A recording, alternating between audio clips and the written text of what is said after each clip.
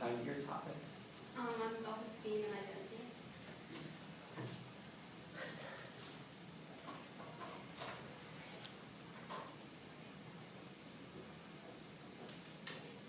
All right, whenever you're ready. Figuring out what it means to be a woman in today's world is tricky. We are no longer confined to traditional roles and jobs. We must have it all, do it all. Still, we must be mothers and wives, caring and comforting, but yet strong and compassionate. Who are we?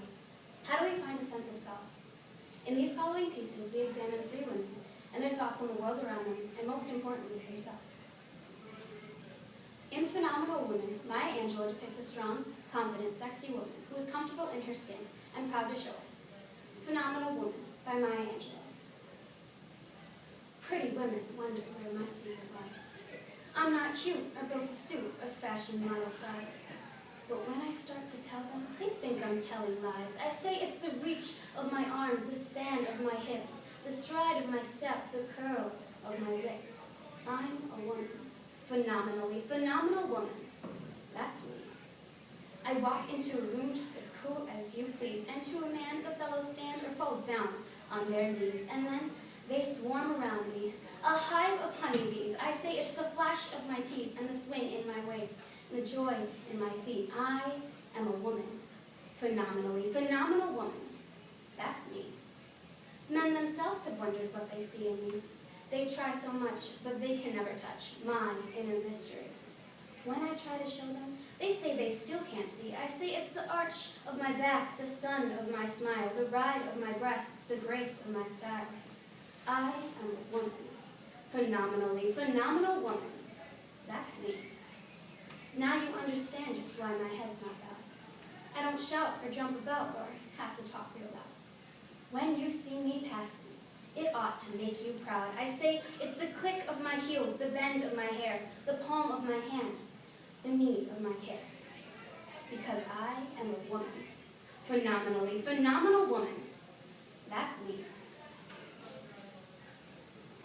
In Dear Kimberly Henry, Kina Capua tells us of the true tragedy that is plastic surgery, about how little girls are convinced at very young ages that they must change themselves to fit the society's definition of beautiful. Dear Kimberly Henry, by Kina Capua.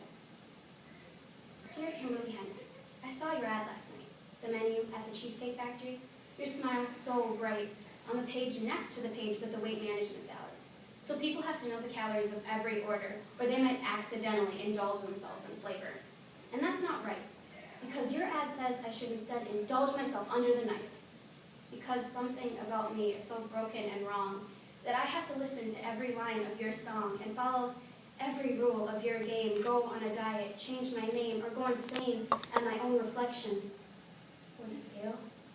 Start calling myself an ugly pig, cow, whale, or remember that I am human, and that is all I can be, and my humanity is more beautiful than any sad plastic dream, no.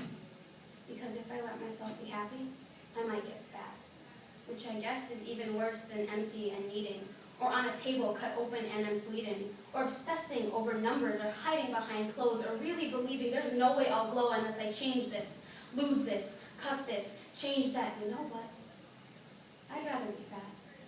I'd rather be really fat, not just a pinch of some skin. I'd rather remember that food is not a sin, because fat's just a word, like blonde-haired or brown-eyed, and when's the last time somebody starved themselves until they died because their eyes weren't blue, even though they tried? And you know what?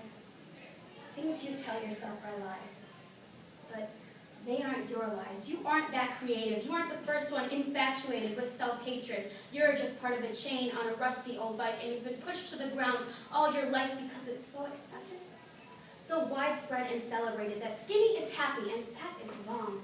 It's all over our billboards and magazines and love songs, and in me and in everyone. So I wonder, Kimberly, what happened to you that you risked your own life attempting to be beautiful?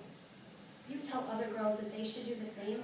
You reap love and peace like the grimmest reality, and when I'm trying to eat, you're all over my menu? Kimberly Henry, I hate you. How dare you tell girls that plastic surgery is fun? That they have to char their skin under a fake sun and put plastic in their chest to be any fun, to laugh and to tease and to weigh and reweigh and spend day after day spreading more and more bull and causing more pain. For the sake of their makeup, they stay out of the rain, more terrified to gain a pound than their health and dreams hitting the ground, shattered by this cloud of despair that's infecting people everywhere. So you can find little girls that only care about skipping lunch, and they don't even know that in some reality this isn't accepted. To scream at women all day and all night. How is that any better when women didn't have any rights? Because yeah, I can vote and get a job, but I have to shave my legs, get a tan, go on a fast, get a man, lose the weight as fast as I can, boast, compare, cry, lie. Yeah, I can vote. But I can also fly away from your incredible amounts of fake. If you think I should join in on that, no thanks. I'd really much rather be fat. In Pretty, Katie Mackay tells of a girl who lost herself in mere adolescence due to a mother obsessed with images. She alludes to the Doris Day song, Que Sera Sera, as a metaphor for the modern woman, about how we think our worth is defined by clear skin, straight teeth, and a perfect nose. Pretty, by Katie Mackay. When I was just a little girl, I asked my mother, what will I be? Will I be pretty? Will I be pretty? Will I be pretty? What comes next? All right. Will I be rich? Which is almost pretty, depending upon where you shop. And that pretty question infects from conception, passing blood and breath and cells, and the word hangs from our mothers in a shrill, fluorescent floodlight of worry. Will I be wanted? Will I be worthy? Will I be pretty? But puberty left me with this funhouse mirror image, teeth set at science fiction angles, crooked nose, face donkey long and pockmarked where the hormones went finger painting. My poor mother. How could this happen? You'll have porcelain skin as soon as we can see a dermatologist. You sucked your thumb as a baby. That's why your teeth look like that. You were hit in the face with a frisbee when you were 6. Otherwise your nose would have been just fine. Don't worry. We'll get it all fixed. She would say, grasping my face, twisting it this way, and that as if I was a cabbage that she might buy. But this is not about her. This is not about how she, too, was raised to believe that the greatest asset she could bestow upon her awkward little girl was a marketable facade. By 16, I was pickled with ointments, medications, peroxides, teeth corralled in steel prongs, laying in a hospital bed, face packed with gauze, cushioning a brand new nose the surgeon had carved. Belly gorged on 2 pints of my own blood I had swallowed under anesthesia, and every convulsive twist of my gut, like my body screaming from the inside out, what did you let them do to you? All the while, this never-ending chorus droning on and on, like the IV needle dripping liquid beauty into my blood. Will I be pretty? Will I be pretty like my mother? Unwinding the gift wrap to reveal the bouquet of daughter. $10,000 daughter. Pretty. Pretty. And now, I have not seen my own face in 10 years. I have not seen my own face in 10 years, but this is not about me. This is about the self-mutilating circus that we have painted ourselves clowns into. This is about women who will prowl 30 stores and 6 shopping malls to find the right cocktail dress, but haven't as a clue where to find fulfillment or how to wear joy. Wandering through life shackled to a shopping bag beneath the tyranny of those 2 pretty syllables. This is about men drinking drearily, practicing attraction, and everyone who will drift home crestfallen tonight because not enough strangers found you suitably screwable.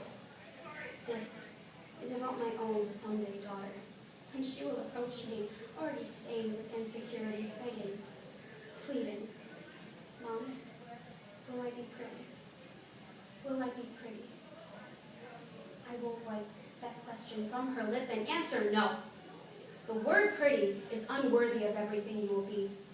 No child of mine will ever be contained in 6 letters. You will be pretty intelligent. You will be pretty creative. You will be pretty amazing. But you will never be nearly